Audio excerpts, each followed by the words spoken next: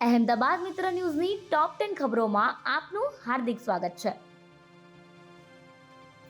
અમદાવાદના નારોલ કે ડિવિઝન ટ્રાફિકની ઓફિસમાં દારૂ પીધાનો સ્થાનિકોનો આક્ષેપ.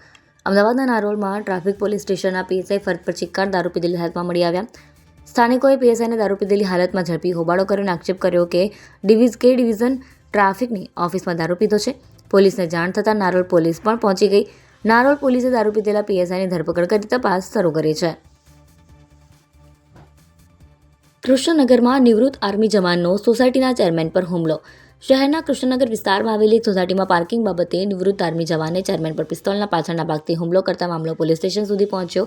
આર્મી જવાને ચેરમેન તેમજ સોસાયટીના રહીશ સાથે બબાલ કરીને બાદમાં હુમલો કરી જાનથી મારી નાખવાની ધમકી પણ આપી. આર્મી જવાને કરેલી મારામારીની ઘટના સીસીટીવી કેદમાં કેદ થઈ ગઈ હતી. ત્રાગડ અંડરપાસની કામગીરીના કારણે 11 કિલોમીટર ફરવું પડશે. સૌરાષ્ટ્ર, ઉત્તર અને દક્ષિણ ગુજરાતના શહેરોને જોડતા અમદાવાદના એસપી રિંગ રોડ પર ભારે વરસાદના કારણે ખાડાઓ પડી ગયા હોય અમદાવાદ શહેરી વિકાસ સત્તામંડળ ઓડા દ્વારા 2 બ્રિજ અને અંડરપાસમાં સમારકામ કરવાનો નિર્ણય કર્યો છે. એસપી રિંગ રોડ પર આવેલ ત્રાગડ અંડરપાસમાં 5 કે 7 નવેમ્બરથી રેલવે કલવટમાં રિપેરિંગ કામ શરૂ કરાશે, જેના કારણે એસપી રિંગ રોડ પરના બંને રસ્તાને વારાફરતી 20 દિવસ વાહનો માટે બંધ કરવાનો નિર્ણય કરાયો છે.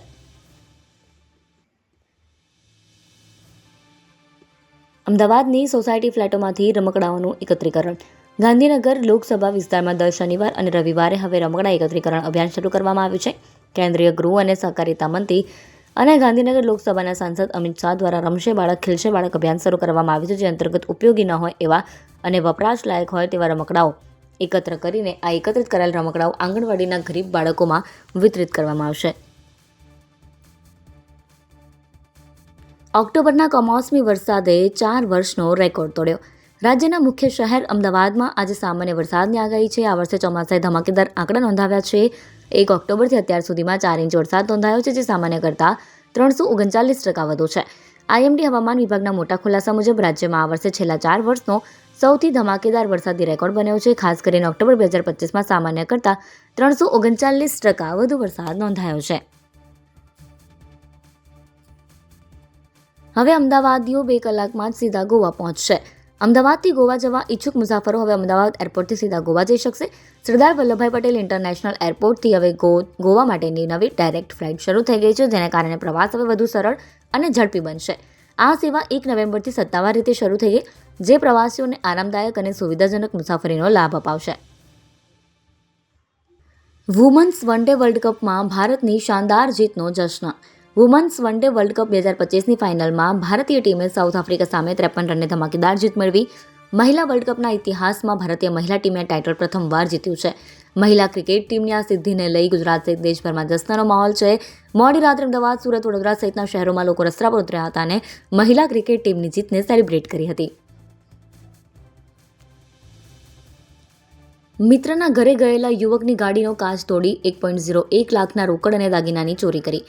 અમદાવાદના ગોતામાં રહેતા દંપતી તેમના મિત્રના ઘરે ગાડી લઈને ગયા હતા, ત્યારે મોડી રાત્રે પરત ફરતા તેઓ જ્યારે ગાડી પાર્ક કરેલી જગ્યાએ ગયા ત્યારે તેમની ગાડીનો કાચ તૂટેલી હાલતમાં હતો. ગાડીની અંદરથી પર્સ ચોરી થયું હતું, જેમાં રોકડ દાગીના સહિત કુલ 1.01 લાખનો સામાન હતો. આ મામલે ચાંદખેડા પોલીસે ગુનો નોંધી તપાસ હાથ ધરી છે.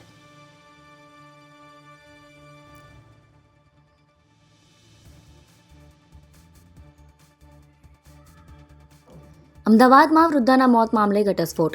અમદાવાદના ખોખરા વિસ્તારમાં ફ્રૂટવાડી ચાલીમાં એકલી રહેતી 85 વર્ષીય વૃદ્ધા ગનીબેન વાઘેલાની અજાણ્યા વ્યક્તિ દ્વારા હત્યા કરવામાં આવી હતી. પોલીસ તપાસમાં ચોંકાવનારા તથ્યો સામે આવ્યા છે. હત્યારો કોઈ અજાણ્યો નહીં, પરંતુ 1.5 વર્ષ અગાઉ વૃદ્ધાના પાડોશમાં રહેતો યુવક હતો. આરોપીએ ઘરનું બાકી ભાડું ભરવા અને પોતાનો જન્મદિવસ ઉજવવા માટે વૃદ્ધાની લૂંટના ઈરાદે હત્યા કરી હતી. પોલીસે આરોપીની ધરપકડ કરી વધુ તપાસ હાથ ધરી છે.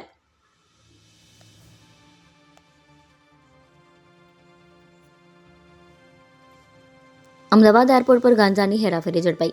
અમદાવાદના ઇન્ટરનેશનલ એરપોર્ટ પરથી વધુ એકવાર ડ્રગ્સની હેરાફેરીનો પર્દાફાશ થયો છે.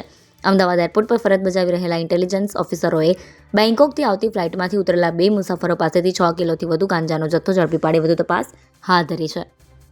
અહેમદાબાદ મિત્ર ન્યૂઝની યુટ્યુબ ચેનલને સબસ્ક્રાઇબ કરો અને બેલ આઇકન જરૂરથી દબાવો, જેથી મહત્વના સમાચાર આપના સુધી જલ્દીથી પહોંચે.